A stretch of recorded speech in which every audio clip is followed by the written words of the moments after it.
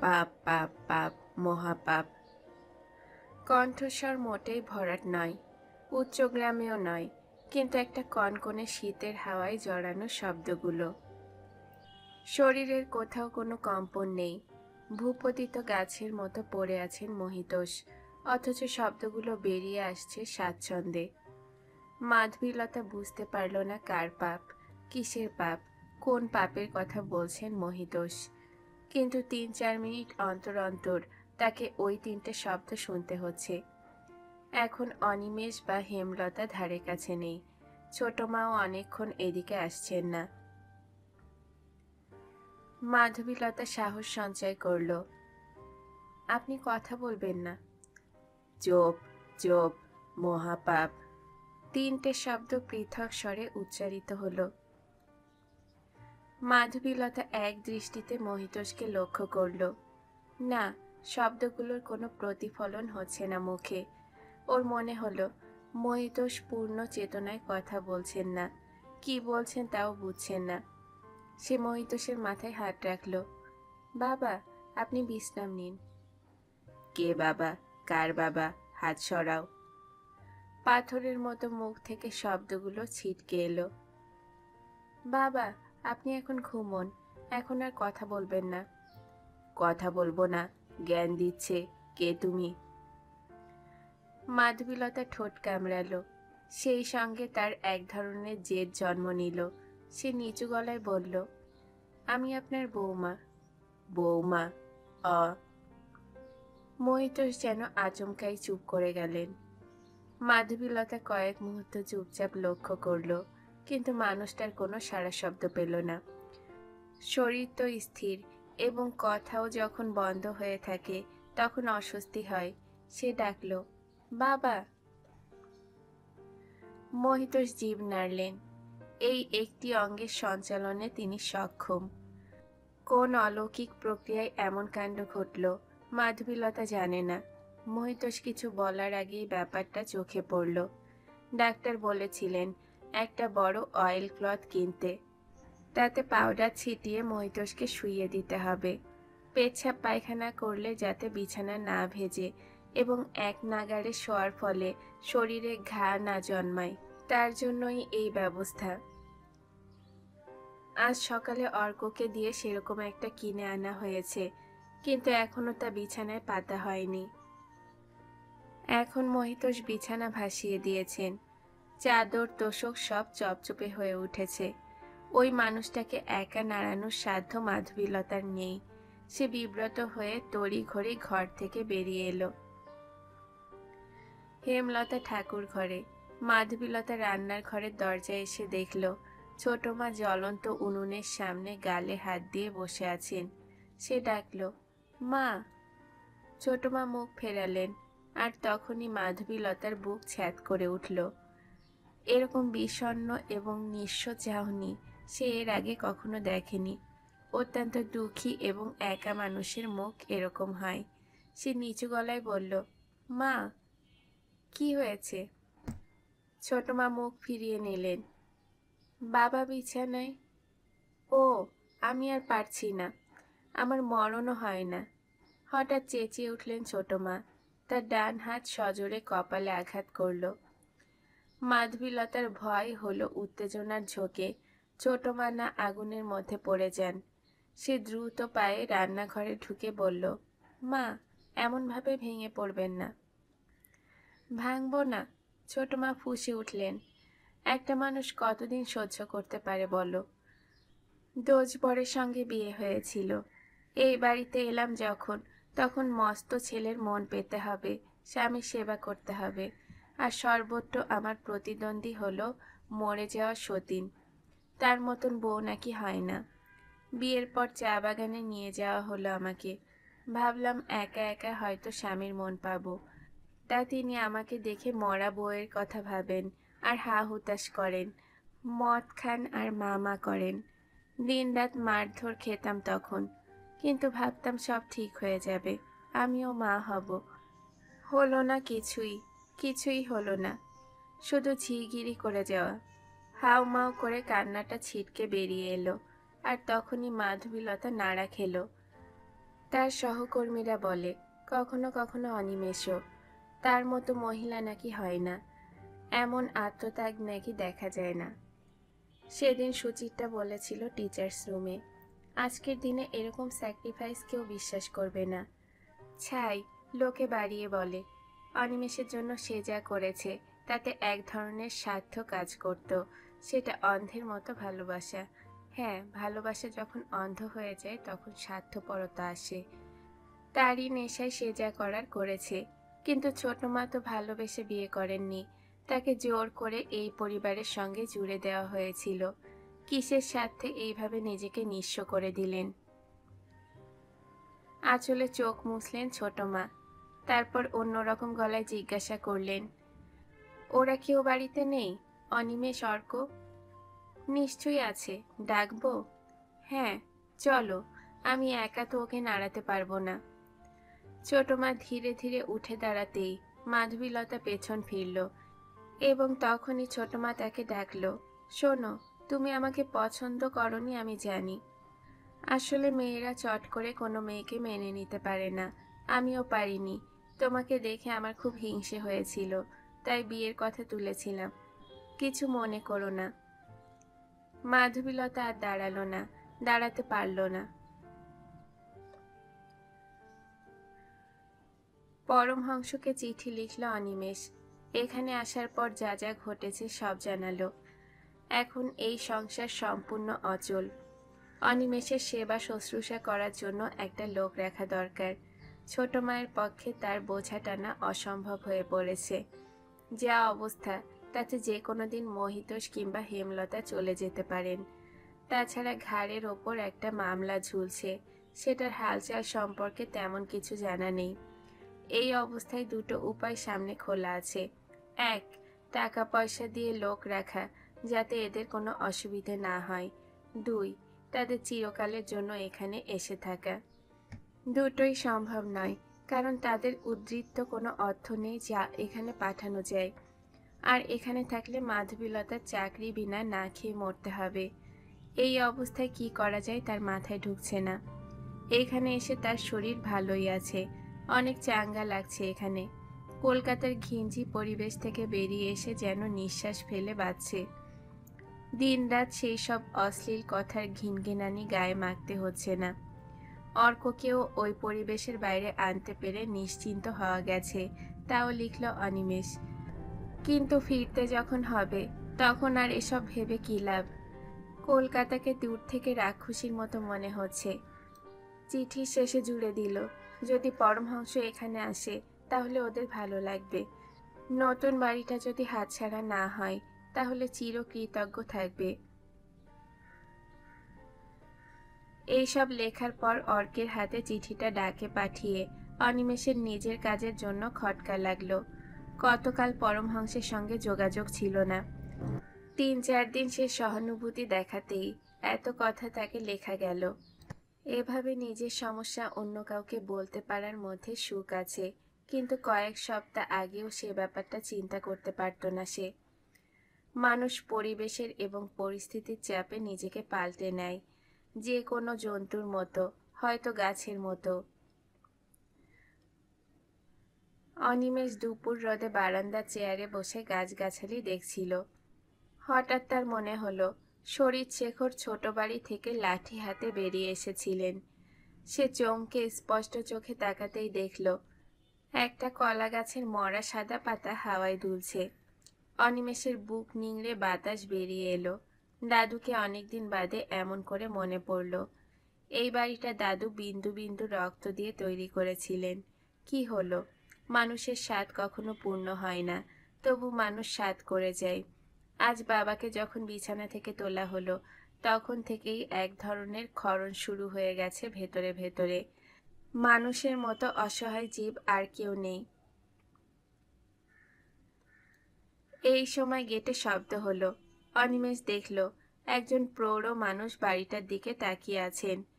লোকটাকে তার খুব চেনা চেনা মনে হচ্ছে, অথচ মাথার সাদা চুল চেহারাটাকে যেন গুলিয়ে দিচ্ছে।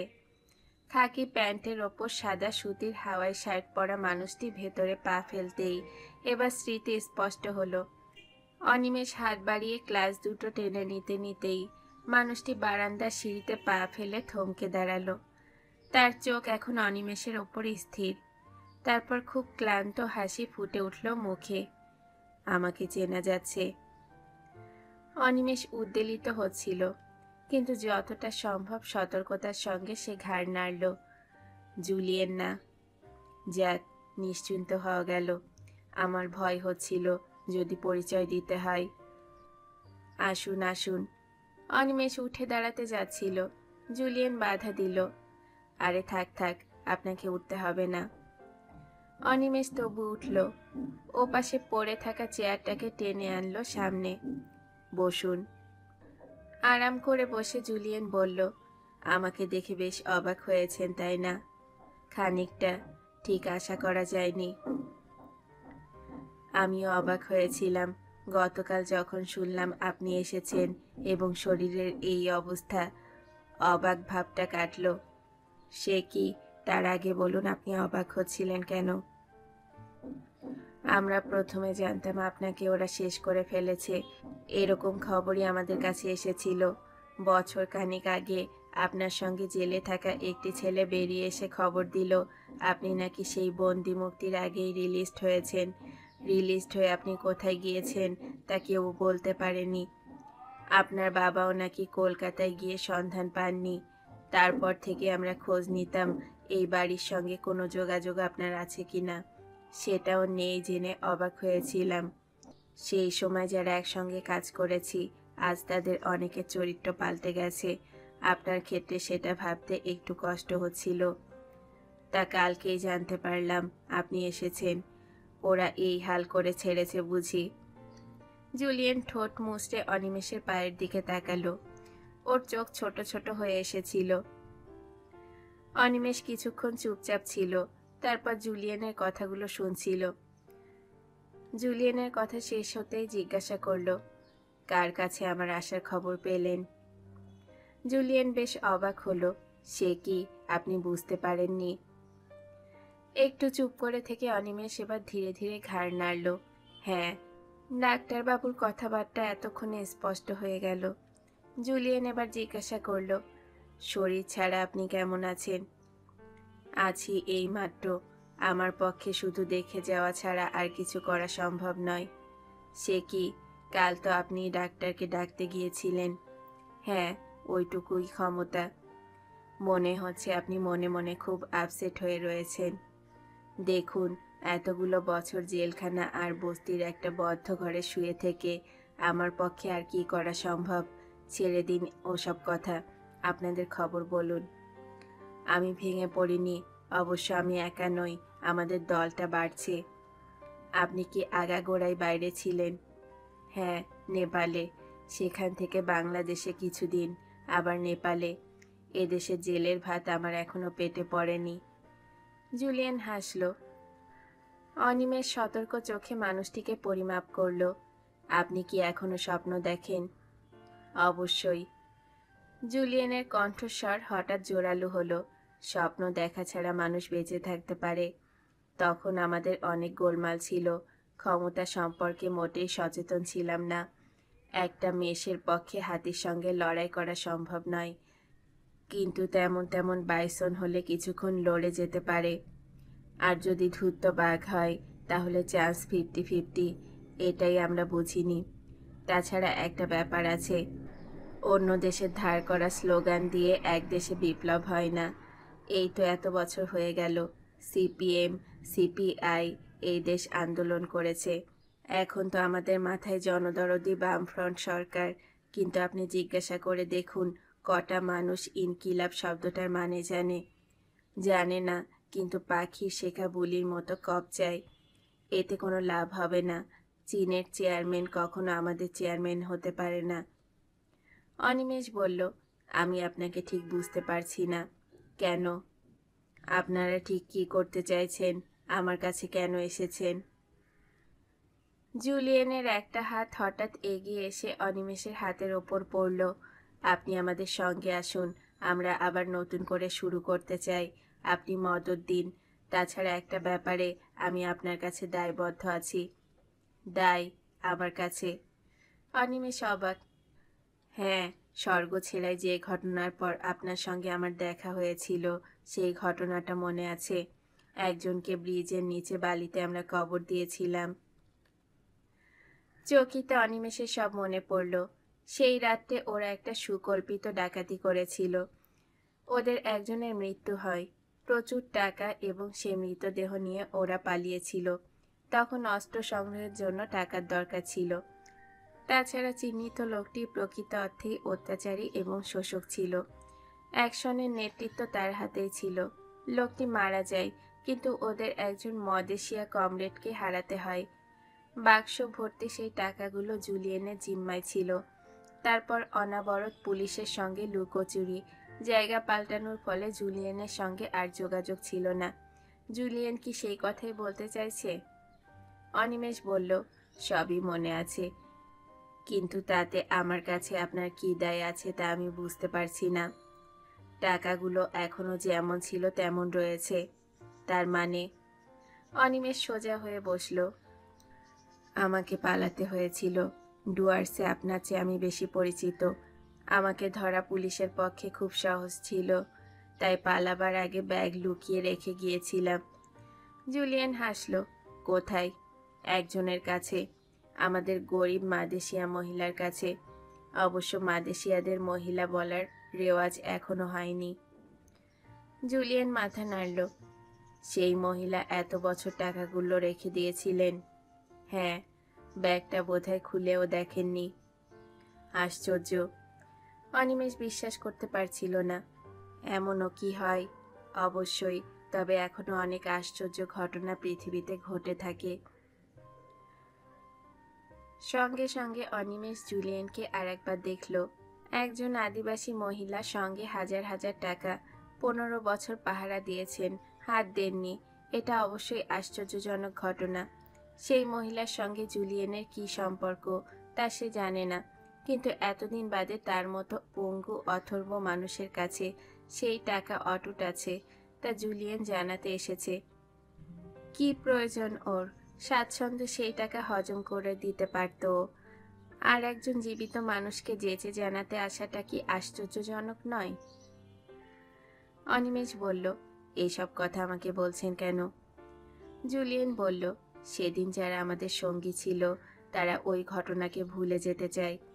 তাদের জীবনযাত্রাও পাল্টে গিয়েছে। তাছাড়া দুজন বোধহয় মরেও গিয়েছে এর মধ্যে। আপনি আছেন জানার পরে আমি খোঁজ করে যাচ্ছি।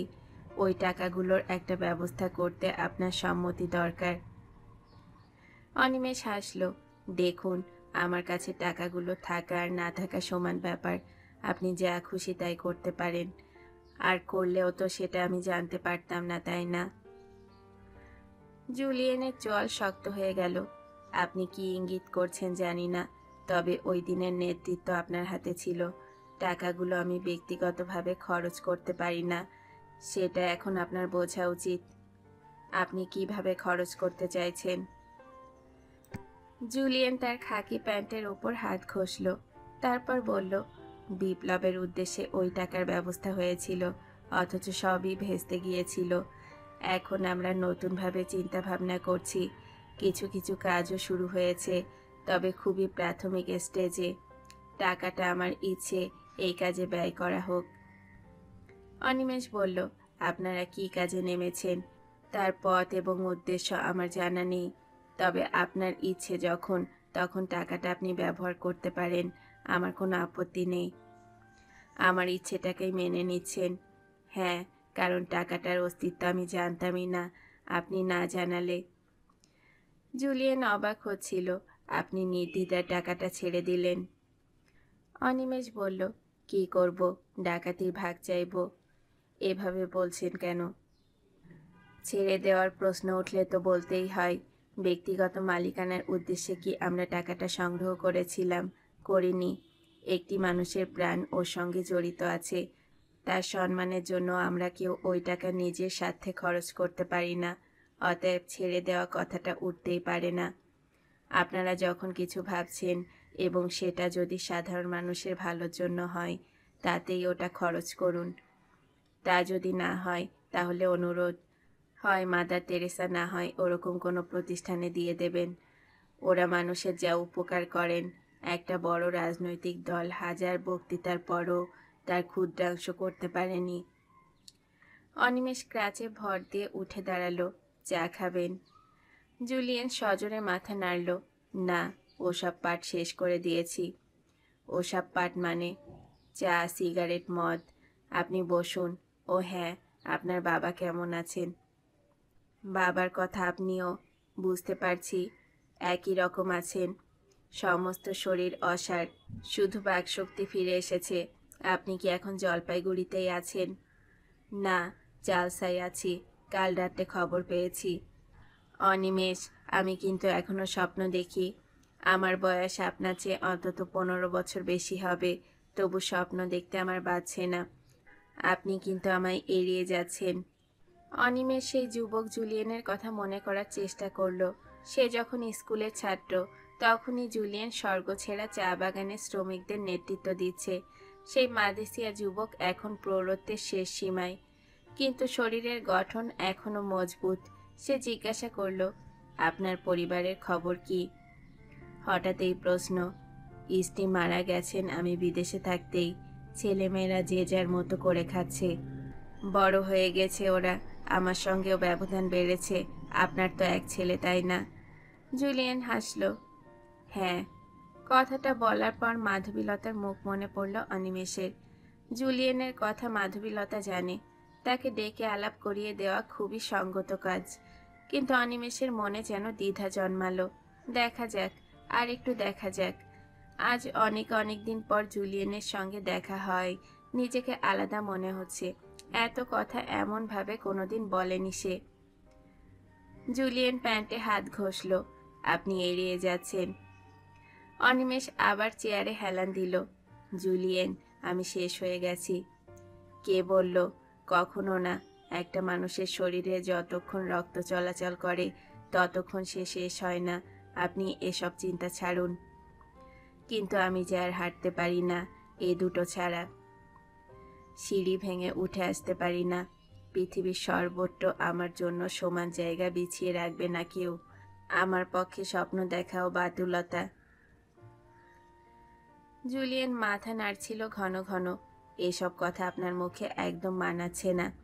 আপনার শরীর নিশ্চয়ই অশক্ত, কিন্তু তার চেয়ে বেশি অসুস্থ হয়ে পড়েছেন মানসিকভাবে। এইটে আপনাকে কাটিয়ে উঠতেই হবে। মনে জোর আনুন, তাহলে দেখবেন অনেক কিছু সহজ হয়ে যাবে। অনিমেষ, আপনাকে আমাদের দরকার। অনিমেষ কিছুক্ষণ মাথা ঝুঁকিয়ে বসে রইল। ওর দুই হাতের মুঠোয় চেয়ারের হাতল। চোয়াল শক্ত, একটা পা মাটিতে, অন্যটা শুকনো কাঠির মতো বাঁকানো। ওর এই ভঙ্গি দেখে জুলিয়েন কিছু ভাবল, তারপর বলল, ঠিক আছে, আপনাকে এখনই এ ব্যাপারে কথা বলতে হবে না, আমি পরে আসব। না না, আপনি বসুন। অনিমেষ মুখ তুলল। আপনারা কি করতে চাইছেন? আমাদের আগের ভুলগুলো আমরা শুধরে নিতে চাই। আপনি কি এখনো বিপ্লবের সম্ভাবনা দেখছেন? নিশ্চয়ই। এই সমাজ ব্যবস্থা এবং সংবিধানে এদেশের মানুষের মুক্তি কখনোই আসবে না। এদেশের গণতন্ত্র সাধারণ মানুষের জন্যে নয়। এসব কথা তো 67 সালের আগেও জানতাম, বলতেন। তখন কথাটা যে বিশ্বাসে বলতাম, আজ সেটা না বলার মতো কোনো ঘটনা দেশে ঘটেনি। যেহেতু একটা আন্দোলন সম্পূর্ণ সাফল্য পেল না, সঙ্গে সঙ্গে চিন্তাভাবনা ভুল, এটা হবে কেন? একটা লোক গুন্ডা লম্পট, তার বিরুদ্ধে লড়াই করে হেরে গিয়েছি, তার মানে এই নয় যে লোকটাকে ভদ্রলোক বলতে হবে। গুন্ডা তো গুন্ডাই রইল, তাই না? জুলিয়েন এক মুহূর্ত চিন্তা করে বলল, এসব কথা আপনাকে কেন বলতে হচ্ছে তা বুঝতে পারছি না। কিন্তু জুলিয়েন, এদেশে কি বিপ্লব সম্ভব? অবশ্যই সম্ভব, যতদিন শ্রেণী বিভাগ থাকবে, অর্থনৈতিক বৈষম্যের চূড়ান্ত ব্যবস্থা থাকবে, যতদিন গণতন্ত্রের নামে ধাপ্পাবাজি চলবে, ততদিন পৃথিবীর যে কোনো দেশে বিপ্লব সম্ভব। এসব কথা যেসব নেতারা 67-র আগে বলতেন, তারাই তো এখন নির্বাচনে দাঁড়াচ্ছেন। তখন বিধানসভা লোকসভাকে শুয়োরের খাঁচা বলতে পছন্দ করতেন যারা, তারাই এখন সেখানে ঢোকার জন্য তৎপর হচ্ছেন। সাধারণ মানুষ এদের চেহারা জেনে ফেলেছে। আমি জেলখানায় এও শুনেছি 67 সালের ঘটনার মাধ্যমে কিছু মানুষ চেয়েছিলেন দেশের নেতৃত্ব, যারা নির্বাচনে দাঁড়ালে কখনোই জিততে পারতেন না। মনে হচ্ছে কথাটা মিথ্যে নয়। সেই সময় সামান্য হইচই করে এখন তো তারা রীতিমতো বিখ্যাত। লোকে চোখ বড় বড় করে বলে উনি বড় নকশাল ছিলেন। সামাজিক স্ট্যাটাস পাল্টে গিয়েছে তাদের। এখন অবশ্য সাধারণ মানুষ তাদের ভোট দিতে তেমন ইচ্ছুক নন, কিন্তু পরের নির্বাচনে জেতার আশা করে যাচ্ছেন সবাই। তা এই সব মানুষ যখন চোখের সামনে, তখন সাধারণ লোক আপনাদের বিশ্বাস করবে। কারণ বিশ্বাস চাপানো যায় না, অর্জন করতে হয়। 67 সালে আমরা জনগণকে বাদ দিয়ে বিপ্লবের কথা ভেবেছিলাম। আমরা ধরেই নিয়েছিলাম যেহেতু মানুষ কষ্ট এবং দারিদ্র্যের মধ্যে আছে, তাই বিপ্লবের ডাক দিলেই সবাই আমাদের সঙ্গে এসে হাজির হবেন। কিন্তু এখন সেসব ভুল ধারণা করার মতো মানসিকতা আমাদের নেই। আমরা জনগণকে বোঝাবো, তাদের আস্থা অর্জন করব। জানি সবচেয়ে বড় বাধা আসবে বামপন্থী দলগুলোর কাছ থেকে। 67 সালে ওরা ক্ষমতায় ছিল না, এখন তো কংগ্রেস আর ওরা এক জায়গায় দাঁড়িয়ে আছে। কিন্তু দিন পাল্টাবে বলেই আমার ধারণা। আপনি আমাদের সঙ্গে আসুন। জুলিয়েন অনিমেষের হাত জড়িয়ে ধরল।